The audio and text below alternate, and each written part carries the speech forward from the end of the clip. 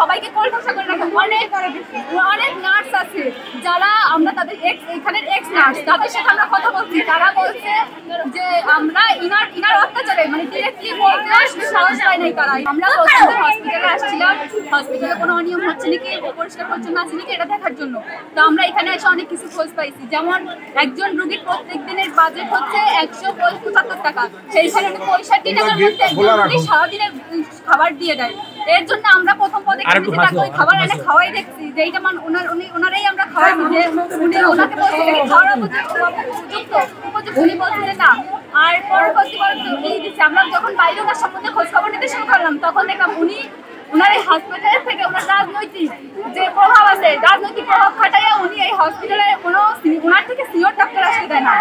Inner যে স্টাফটা আছে আমাদের এখানে ইউনিয়ন পর্যায়ে প্রতিবন্ধীদের যে কার্ডটা হয়, এই কার্ডটা ডাক্তার মামুনের সিগনেচারের ভিত্তিতেই হয়। উনি রিপোর্ট দেয় যে হ্যাঁ ইনি প্রতিবন্ধী, উনি একটা সিগনেচার দেয়, সেই সিগনেচারের পরবর্তীতে ওই কার্ডটা হয়।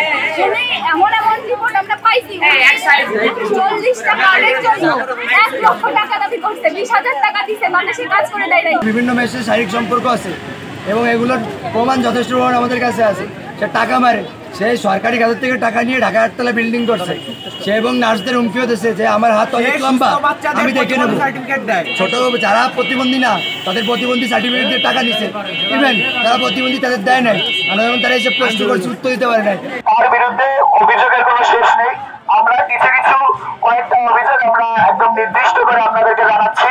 এছাড়াও অনেক অভিযোগ আছে তার বিরুদ্ধে, সেগুলো আমরা এখনো কালেক্ট করতে পারিনি। তবে যতগুলো অভিযোগ তার বিরুদ্ধে এই মুহূর্তে নির্দিষ্ট হয়েছে সেগুলো আপনাদের সামনে আমি উল্লেখ করছি। প্রথমত, যোগদানের পর থেকেই অফিস চলাকালীন সময় অফিসে বসে তিনি অর্থ নিয়ে রুগী দেখেন এবং অসহায় প্রতিবন্ধীদের নিকট থেকে দালালের মাধ্যমে অর্থ নিয়ে ফর্মে স্বাক্ষর দেন।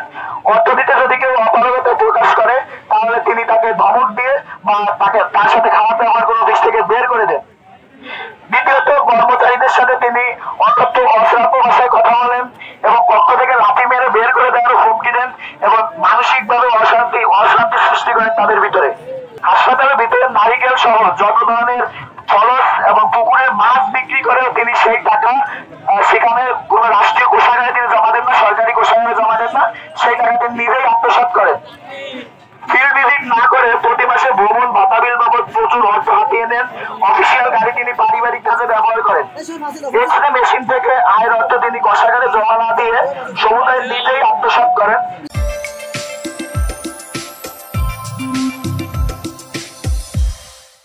তিনি এক্সট্রা টাকা নেয় এবং যে টাকা প্রাপ্ত হয় তা আংশিক জমা দিয়ে বাকিটা তিনি আত্মসাৎ করেন। মিশন সেন্টারে নেট সংযোগ বাবদ 45,000 টাকা সরকারি বরাদ্দ আসলে কোন কাজে ব্যবহার করা হয় তিনি তার কোনো জবাব দিতে পারেননি। পুষ্টি সপ্তাহ পালনের জন্য সরকারিভাবে 1,28,000 টাকা বরাদ্দ থাকে, সেই টাকাও কোন কাজে তিনি ব্যয় করেছেন তিনি সে জবাব দিতে পারেননি আমাদের কাছে। স্থানীয় প্রভাব দেখিয়ে তিনি অনেক কর্মচারীকে অনিচ্ছা সত্ত্বেও অনেক বিধি বহির্ভূত কাজ করতে বাধ্য করাচ্ছেন। এখানে এই হসপিটালে নার্সদের কোনো বাথরুম নেই। নার্সদের একটি বাথরুম ছিল তাদের অফিস রুমের পাশে, সেটি গত 2 বছরের বেশি সময় ধরেও বন্ধ। তাদের কোনো রেস্ট রুম নাই, তারা তাদের নিজেদের অফিসে রাতে যখন ডিউটি পালন করে সেখানে রেস্ট নেয়, এমনকি সেখানে সিসিটিভি ক্যামেরাও আছে। ছুটি নিতে গেলে তাদেরকে টাকা দিতে হয়, স্থায়ীকরণের জন্য টাকা দিতে হয়। নার্সদের সাথে তিনি দুর্ব্যবহার করেন। প্রত্যেক নার্সের 3 বছর পর 15 দিনের একটা ছুটি থাকে, সেই ছুটি তিনি দেন না। ওয়ার্ড বয়রা ঠিক মতো ডিউটি করে না, রাতেও যারা ডিউটিতে থাকে তারা ঠিক মতো ডিউটি পালন করে না, ক্লিনাররা ঠিক মতো কাজ করে না। এখানে নার্সদের তিনি ব্যক্তিগত কাজে ব্যবহার করেন। একটা উদাহরণস্বরূপ দেই, তিনি গত করোনাকালীন সময়ে একজন দলীয় সভাপতিকে টিকাদানের জন্য একজন নার্সকে তার বাড়িতে পাঠান, যেটা সম্পূর্ণ নিয়ম বহির্ভূত। এখানে এক্স রে করার কোনো সুযোগ নেই, এক্স রে করা হয় না দীর্ঘদিন ধরে। ঠিক মতো খাবার দেওয়া হয় না এবং যে খাবার দেওয়া হয় সেই খাবার আসলে খাওয়ার অযোগ্য। অধিকাংশ রোগী একবেলা সেখান থেকে খাবার নিয়ে তারপর বাইরে থেকে খাবার এনে খাওয়া লাগে এবং সেখানে যে যন্ত্রাংশ এবং বেড রয়েছে সেগুলো মেরামত করা হয় না ঠিক মতো। যেসব টেস্ট করা হয় তার কোনো বিল বোর্ড সামনে দেওয়া নেই। বাইরে থেকে দালাল এসে বিভিন্ন টেস্টের জন্য রোগীদের নিয়ে যায়। হসপিটালে খাবার পানির সক্রিয় কোনো ব্যবস্থা নেই। সেন্টার অক্সিজেন থেকে কোনো রোগী সেবা পায় না। কোনো টেস্ট বা কোনো সেবার কোনো রিসিট দেওয়া হয় না, যেমন আল্ট্রাসোনা, ইসিজি ইত্যাদি।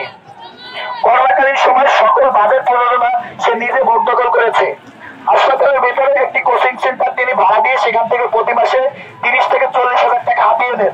সে যে সকল কার্যক্রম করে সেখানে সবই নিয়ম বহির্ভূত